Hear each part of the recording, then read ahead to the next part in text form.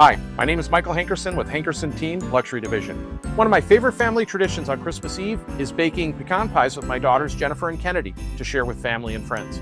We start by making the crust, combining flour and salt with a touch of almond flavor, then cutting the Crisco into the flour until it becomes light and flaky.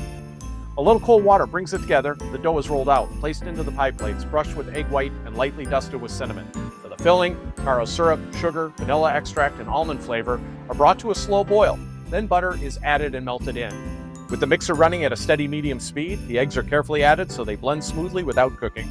Once the mixture is fully combined, the pecans are stirred in slowly, giving them time to evenly distribute throughout the filling, ensuring consistent texture and flavor throughout every pie before baking. The finished filling is then poured into the prepared crust, creating full-size, medium, and small pies from the same batches. The pies are placed into the oven and baked until set, filling the kitchen with that familiar holiday aroma. This is a tradition we look forward to every year and one that means a lot to our family. If you have any questions, please feel free to reach out to me by phone or text at 602-770-7205. Thanks and have a great day.